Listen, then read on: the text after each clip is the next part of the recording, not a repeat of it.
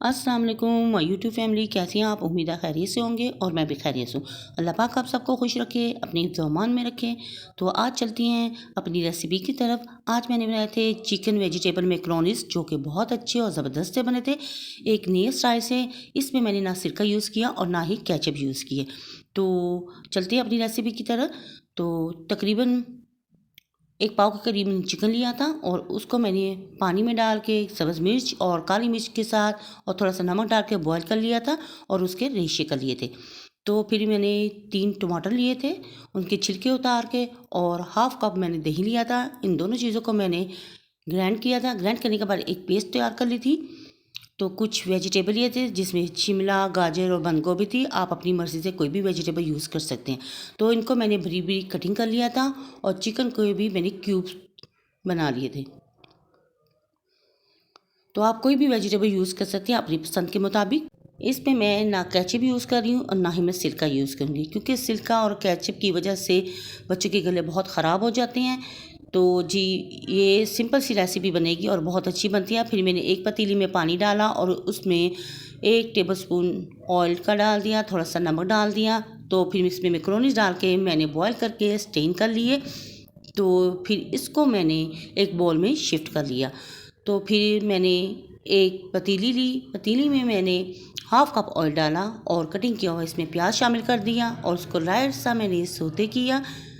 Saute करने के बाद फिर इसमें मैंने चॉप किया हुआ लहसुन डाल दिया, उसको भी लाइट सा सौते किया और फिर 1 टेबलस्पून इसमें मैंने अदरक भी ऐड कर दिया। इन तमाम चीज़ों को मैंने मिक्स किया और लाइट सा गोल्डन कलर दिया। कलर देने के बाद तो जी, इसमें मैंने जो ब्लेंड की हुई पेस्ट रखी थी टमाटो की और दही की, वो मैं इसमें ऐड कर दूंगी। तो इसमें मैंने शामिल कर दी और इसको मैंने अच्छी तरह से मिक्स किया। पेस्ट और टमाटो से ये मसाला तैयार होगा और ये बहुत ज़बरदस्त से तैयार होते हैं और इससे बच्चों को कोई नुकसान नहीं होता। जैसे कि आज सर्दियों का मौसम है, तो आपको तो पता है बच्चों के गले बहुत खट्टी चीज़ खाने से ख़राब हो जाते हैं। तो आप भी इस तरह इसको तैयार करें। फिर मैंने इसमें कुछ स्पाइसेस डाल दिए, जिसमें हाफ़ टी स्पून नमक था, हाफ़ टी स्पून कश्मीरी मिर्च, half tea spoon black pepper और हाफ़ टी स्पून इसमें मैंने हल्दी ऐड कर दी। तो जी, फिर इन तमाम चीज़ों को मैंने अच्छी तरह से चमचे की मदद से मिक्स किया और थोड़ी सी इनकी भुनाई की। तो भुनाई करने के बाद जब मसाला भुना जा चुका था तो उसने ऑयल छोड़ा था, इसमें मैंने कटिंग की हुई गाजरी शामिल कर दी। तो उसको भी मैंने थोड़ी सी मिक्स की। फिर इसमें मैंने चिकन टिक्का मसाला ऐड कर दिया। अगर आपके पास है तो आप डाल लें, वरना स्किप कर दें। फिर इसमें कटिंग की हुई मैंने बंद गोभी और साथ साथ ये मसाले की भुनाई होती रही और चीज़ें भी गलती रही और ऑयल सेपरेट होता रहा। तो जी, फिर इसके बाद मैंने शिमला मिर्च भी इसमें डाल दी। तो इसको भी मैंने अच्छी तरह से मिक्स किया और ये मसाला बहुत अच्छे से बनकर रेडी हुआ था। तो जी, इसकी भुनाई के बाद मैंने इसको 2 मिनट के लिए स्टीम पे रख दिया था और जब मैंने ढक्कन हटाया तो माशाल्लाह से बहुत अच्छे तरीके से मसाला रेडी हो चुका था। फिर इसमें मैंने चिकन जो क्यूब की शेप में कटिंग किया हुआ था इसमें शामिल कर दिया और इसकी भी भुनाई की हुई सब्ज़ मिर्चें भी मैंने साथ ऐड कर दी।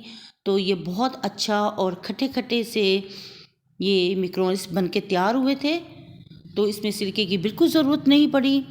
तो जी, फिर इसमें मैंने बॉयल किए हुए मैकरोनीज़ शामिल कर दिए। जब हमारा मसाला बिल्कुल रेडी हो चुका था, तमाम चीज़ें गल चुकी थी, तो मैकरोनीज़ इसमें मैंने शामिल कर दिए और इसको मैंने हल्का हल्का चम्मच की मदद से हिलाती रही। और जब इनमें ऑयल शामिल हो चुका था मैकरोनीज़ में, तो ये खुल गए थे, एक एक दाना अलग हो चुका था और बहुत अच्छे तरीके से ये रेडी हुए थे। तो जी, फिर इसमें मैंने 1 टीस्पून सोया सॉस ऐड कर दी, 1 टीस्पून इसमें मैंने चिली सॉस ऐड कर दी। इसके अलावा मैंने कोई और सॉस यूज़ नहीं की। तो ये बहुत ज़बरदस्त से तैयार हुए थे। तो मैंने इसको अच्छी तरह से मिक्स करके थोड़ी देर के लिए स्टीम पे छोड़ दिया, तो ये रेडी हो चुके थे। तो जी, फिर इसको मैंने डिश आउट कर लिया और ये रेसिपी बहुत सिंपल सी है और बच्चों के लिए बहुत अच्छी है।